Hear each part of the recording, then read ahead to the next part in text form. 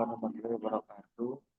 Kenalkan nama saya Budi, Bandit 422 akan menjelaskan PPT saya tentang studi analisis skripsi saya, yaitu analisis sentimen cortex, yang ada logonya yaitu CH, yaitu cortex hub.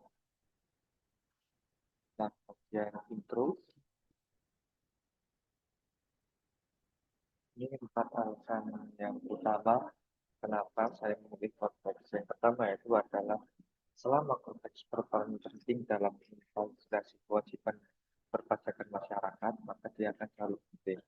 Yang kedua, membayar pajak itu tetap menjadi kewajiban seluruh warga negara. Dan yang ketiga, media bagi konteks untuk langsung terjun ke stakeholder untuk solusi serta evaluasi dan perbaikan layanan di masa depan. Dan yang terakhir yaitu semua perusahaan bagian finance selalu mengeluh yang sulitnya proses dan proses. Itu adalah alasan saya akan memilih analisis sentimen cortex. Yang begitu apa sih urgensi sistemnya? Yaitu saya ambil sentimen dari masyarakat. Menurut saya itu persepsi masyarakat berpotensi mempengaruhi tingkat partisipasi dan kepatuhan wajib pajak, sehingga pemahaman atas sentimen publik sangat menjadi krusial. Berikutnya yaitu banyaknya keluhan, apresiasi maupun saran dari masyarakat yang tersebar di media sosial seperti Twitter, tapi masih belum terstruktur dengan baik, sehingga diperlukan metode analisis yang sistematis untuk menangkap semua suara publik secara otomatis dan ujungnya sangat kurang. Ini adalah metode uji algoritma saya. Yang pertama yaitu scraping, yang saya ambil langsung dari Twitter yang key-nya, kata kuncinya yaitu cortex. Habis itu saya akan melakukan labeling dataset terlebih dahulu. Di situ saya melakukan verifikasi data untuk fitur extraction. Setelah itu pembagian training dan testing mungkin 80-20. Setelah itu kita baru melakukan model training.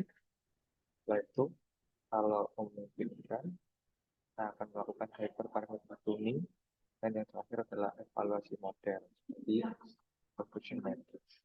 Itu untuk algoritmanya, dan berikutnya adalah implementasi atau alur yang akan terjadi di webnya, yaitu hanya ada satu fitur utama yaitu scraping period. Dari hasil scraping ini nanti akan otomatis langsung dijadikan file CSV, dan file CSV-nya akan langsung dianalisis sentimen. Setelah itu, user bisa memilih dua. Yang pertama yaitu grafik period. Maksud dari grafik period ini jadi bisa untuk beberapa tahun ke depan atau tahun-tahun berikutnya.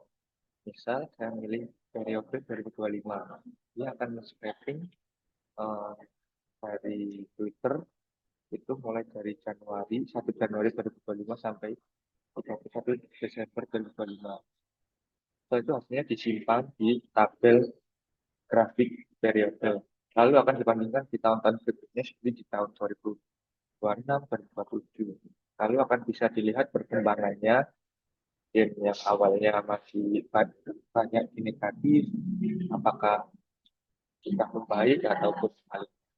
Setelah itu ada view top retweet itu per periode.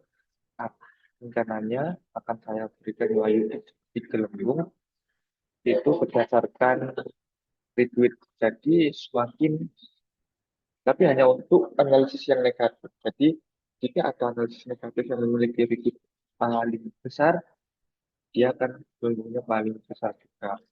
Dan jika gelembungnya diklik, maka dia akan bisa langsung menuju ke chat di direct message di Twitter-nya untuk developer Cortex memberi penanganan secara langsung.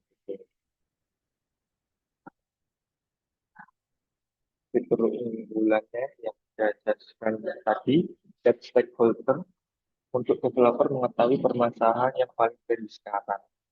Soalnya menurut saya kalau dia paling banyak di retweet, berarti banyak yang setuju dengan analisis sentimen dia. Fitur ini bertujuan memvisualisasikan unsur negatif tentang konteks di media sosial X dalam bentuk gelembung menyebar virus. Data diambil dari hasil sentimen khusus untuk tweet yang negatif. Setiap gelembung mewakili satu tweet dengan ukuran yang mencerminkan jumlah retweet. Berikutnya, kita ini sekian dari saya. Sekian dan terima kasih.